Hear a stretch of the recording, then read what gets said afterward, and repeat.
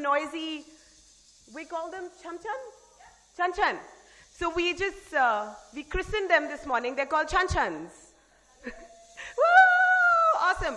So keep these with you. Do you also have your whistles? You have your whistles? Yes or no? You would have received them when you registered. Yes, you have them. Oh, yes. Can we have a blow of whistles? Yes!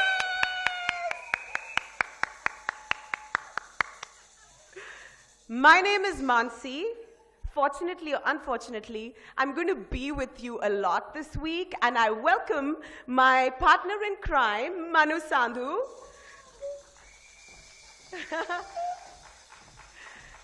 We know that you're coming from so many parts of the world, and it's almost as if like a spaceship landed into the womb of the earth. So it really was. I was telling Harbeen yesterday, just like Facebook is flooded with like planes flying into New Delhi. It was like, I like this. So we welcome you. We welcome you to India. We welcome you to the Women Economic Forum, and not just any Women Economic Forum. It is, ladies and gentlemen, the 25th edition of WEF. So yes. And I see a lot of familiar sisters and brothers. Sorry, brothers are always an afterthought. But for those of us who've been on this journey with us, for any part of it, we know what this has given to us.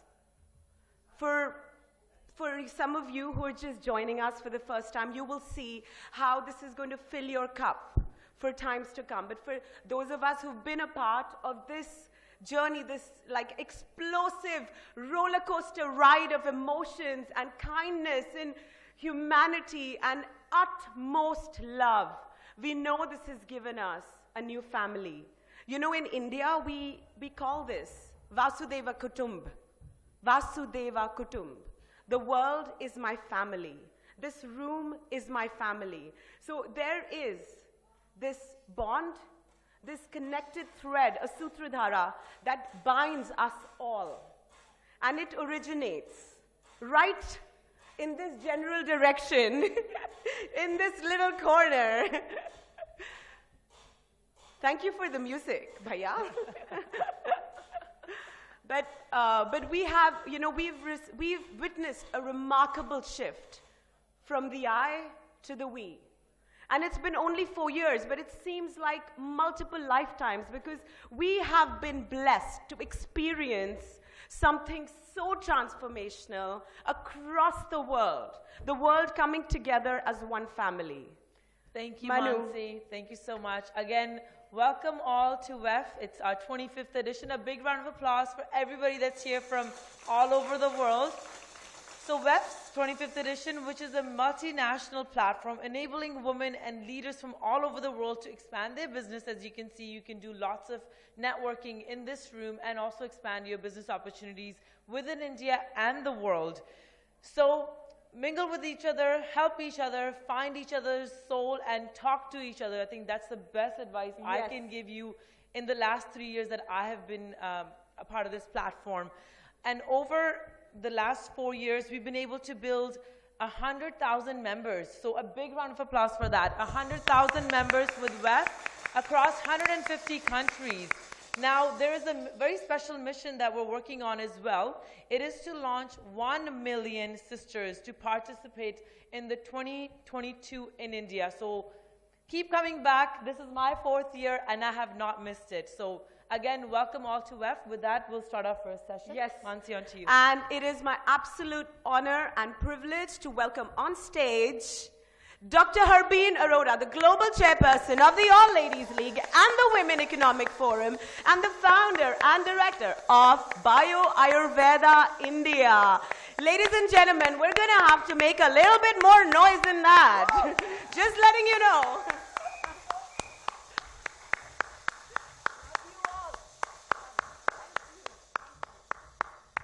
I would now like to invite the next speaker to come up on stage, Dr. Priya Vermani, founder and director of Empower Art. Big round of applause.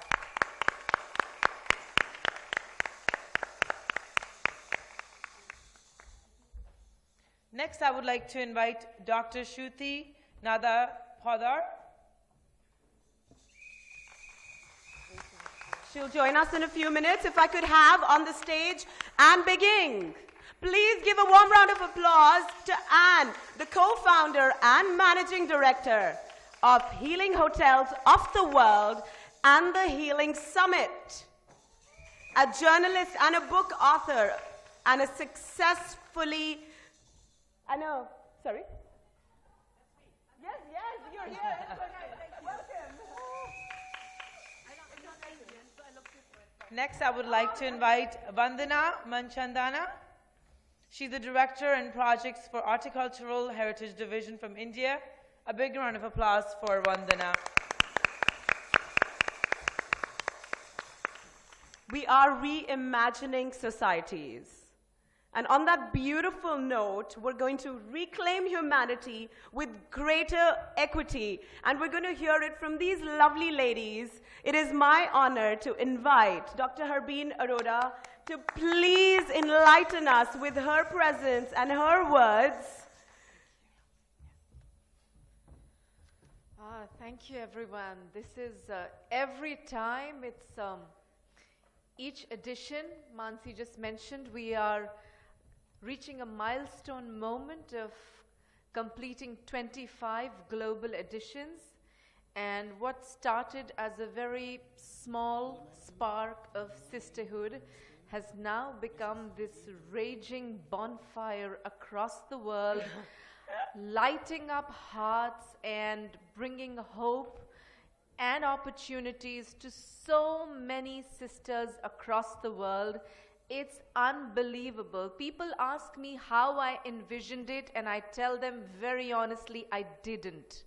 I really didn't see this coming, and I think that is the beauty of starting with just that small step, because so often we get intimidated and say, but you did it because you had this and this and this and that. But I just want to share, I took the first step in faith, like Martin Luther King said. I didn't have to see the whole staircase. And then the staircase miraculously, magically starts building up for you, creating that path for you, making that space for you to shine your gift in the world, for you to shine your light, because there is that light, there is that divine gift in each one of us, in all of us. And that is what all is all about. If each one of us were to take out that gift right here, right now, this place would be full of abundance. This place would be full of wealth. This place would be full of divinity, of all the creative resources that all of us would need. So for me, reimagining societies, reclaiming humanity through gender equality is really the essence of what we do at all, is to reclaim all of humanity, not leave anything behind, not leave anyone behind, and not have any feeling of being, like Mansi said, Vasudeva Kutumbakam. Kutumbakam means family. Vasudeva is the name of God in India. So all of us are this one family of that divine force that we can call by any name: God, Jesus, Buddha, Allah, Krishna, Rama, Sita, Lakshmi. Call her, call it, call that force, which includes every gender, which includes every country, every color, every piece, every parcel, every prana on this earth. It is all inclusive. So all that we see in our world, when we are troubled by it, by warmongering, by divisiveness, by the rise of hate, by the rise of I, you, other, all the divisions and the labels that we make, all that we need to do is simply take a moment, take a deep breath, heal ourselves and reclaim every part of ourselves that we have rejected. From things like, I don't like my hair because the lady in the magazine looks more beautiful with that hair, to reclaiming your hair wavy, curly, black, brown, white, whatever, back, and saying, I love it, it's mine, it's not rejected. And the day we start doing that, reclaiming every piece and parcel of ourselves that we have rejected, that we don't like because somebody else said something other than me was better, I have to just lose out those noises, those voices, and come back to my own inner voice, which says love all and serve all, and that all includes me, you, everyone here as well. So let's reclaim ourselves from all the noises, all the voices in the world, to the wholeness, beauty, and love that we are, and from us will start the healing in the world and the reclaiming of humanity through equality of not just genders, of generations, of colors, of languages, of cultures, of civilizations, of everyone who is present in this room representing each one of that. So welcome to the Women Economic Forum 2019, and go change the world. Thank you.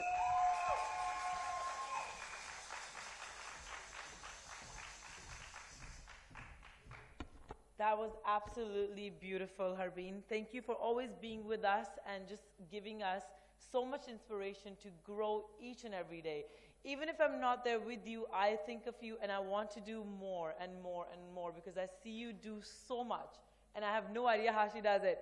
So I want to learn that. So thank you for giving us this space every year. A big round of applause for Dr. Harbeen Arora. Now, before I invite our next speaker, I just want to go over some house rules. Is that okay? Some house rules.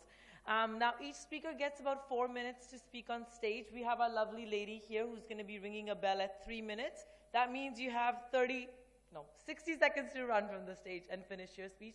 And we're also going to be exiting to the left of the stage. So when you're done speaking and the session is over, we would like to request all of our speakers to go to the left of the stage. And there's no personal pictures at this time from 9 to 6 on the stage. So if you're getting an award, you're more than welcome to either come early at 8:30 and take pictures later on, or in the evening. So those are just some house rules we want to keep in mind as we're going through the entire week, just because there's so many speakers and we want to be able to give them the space that they require on this platform. So with that, I would like to bring our next speaker to come up on stage. If I can invite Dr. Priya Vermani to come up. A big round of applause for Priya.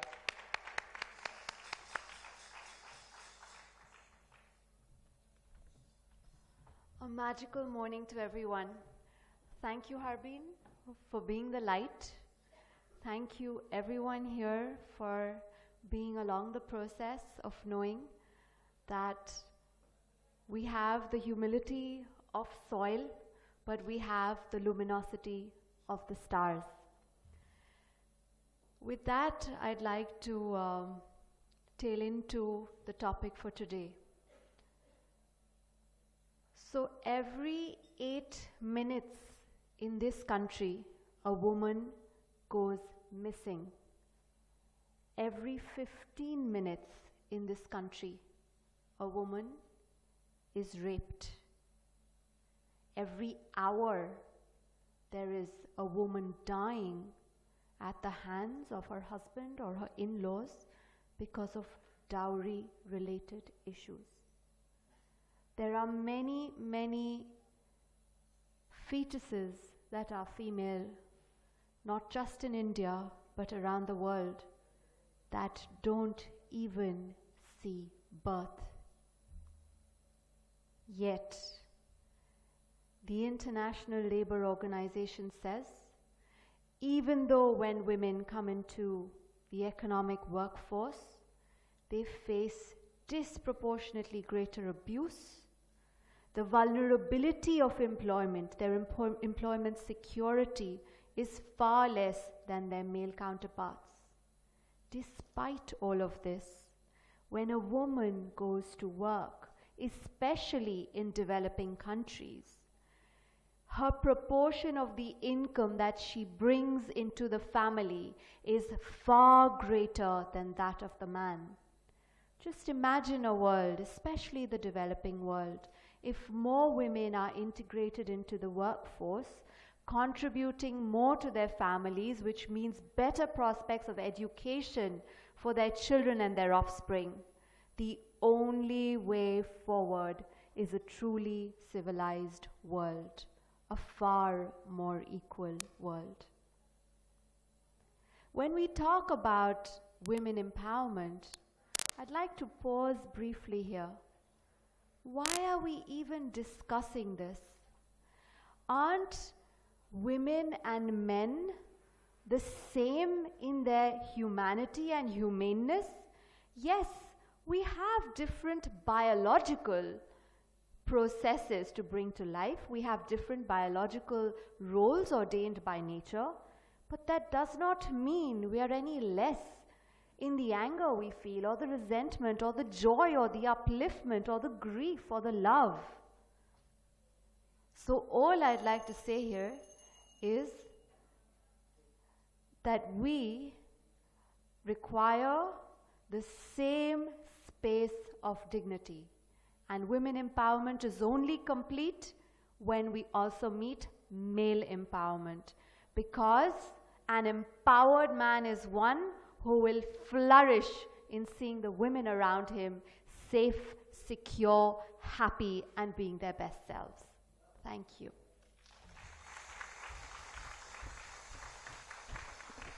Thank you so much, Priya, for that perspective, that very unique perspective, because we know there's beauty in equilibrium. We must create that sense of balance that we exist from. So thank you for bringing that in. Thank you. And with that, I invite Anne. Please do share your thoughts with us, Anne.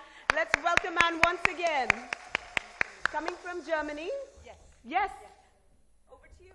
Okay, so actually I'm very touched already after 2 minutes or half an hour being here. Thank you so much for inviting me, Arvind. I run a company called Healing Hotels of the World. My partner and I found a conference called Healing Summit. Why did we do this? Now, I come from a country with a female chancellor, and I think that's a privilege. I come from a country where women still have 23% less pay than men. I come from a country where women are still underprivileged in higher government and company organizations. But I come from a country where women are practically safe and girls are safe. Nevertheless, I grew up at a time when it wasn't so in Germany. So for me, I looked at the whole thing about, I've always been a feminist, so to speak. I'm a mother, all of that. And a feminist for me means to live my worth as a human being. So I do not, actually this is a forum where this is not a business forum, which I love. It is a forum of human beings opening our souls to one another across countries, across cultures, across everything. So for me, girls and children are the most beautiful, so vulnerable beings that we have to take care of. For me, it doesn't matter if it's a girl or a boy. If we take care in the world of these young, when they're born, these pure young beings, they come here with all the worth. They're gods. We're all gods, but they still carry it. So if my focus, that's why I'm at odds with the business world, because my focus is on that, and that I'm a businesswoman with a global organization. I want to see a world where kids play together, where no children have to go hungry to bed. And what does that mean? We all wish that, I think, but if you say my vision, and that's my vision, before I leave this planet, I want to have some impact, that this is not happening. People in my business go on detox, right? Because of what? On weight loss. At the same time, kids are dying in other parts of the world because they don't have anything to eat. This is sick, and I want to change that. That's why I built this company. And coming back to the word self-worth, I think it's my journey all my life, working on my own self-worth, understanding what is this? Who am I? I can say, yes, I'm Shiva, I'm God, but who is this? What's the expression? What is N in here? And how can I refine that understanding of myself and give it to the world in my work? And it's not easy. Again, as a woman, I am in a country which is okay. We are 2 female partners running this organization. We have a complete female organization by accident, I have to say. But my wish for this conference, which I think is so awesome, is that we all find our deep inner worth and live it and go across everything. Just let's do it. Thank you.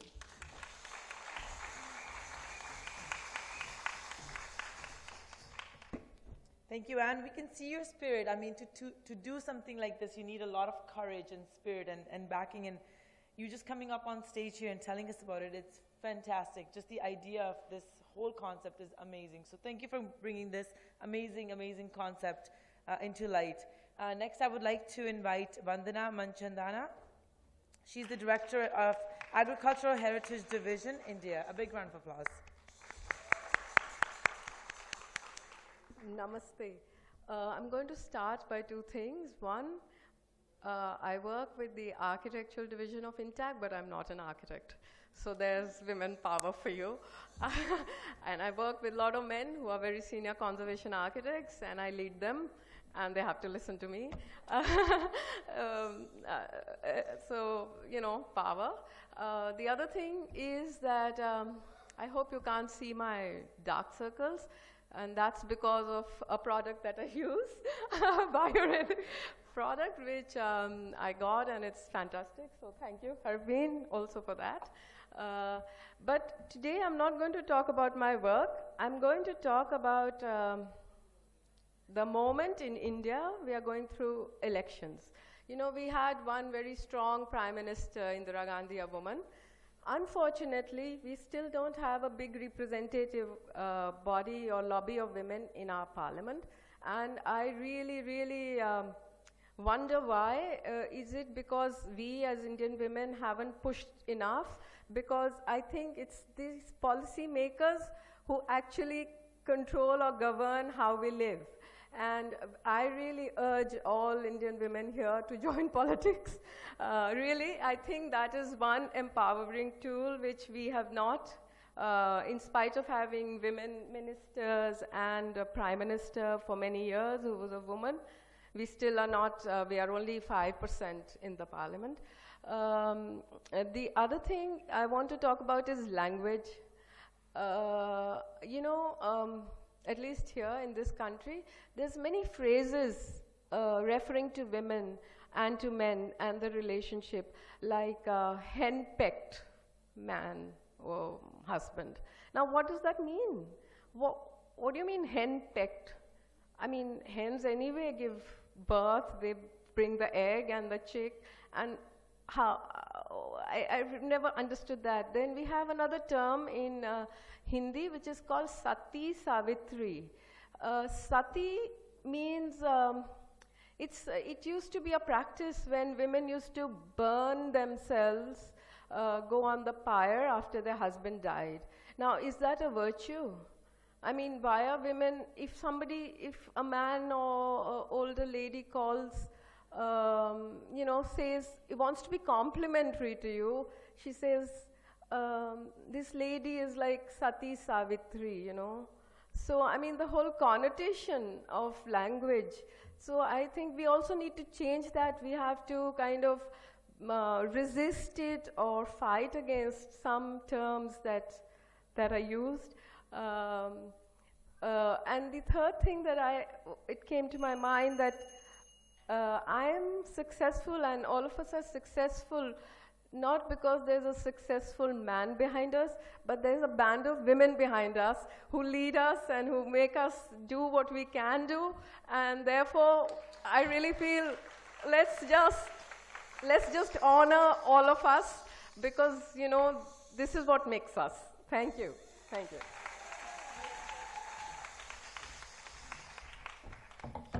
Thank you, Vandana. That is so beautiful. Thank you for that acknowledgement of the sisterhood. That's exactly what we're celebrating all of this week. Harbeen, if I could invite you, Vandana, for the work that you do and for the woman that you are, we'd like to, Anne, Priya, please join Harbeen in giving away the award to Vandana as we acknowledge her as the exceptional woman of excellence at the Women Economic Forum at New Delhi 2019.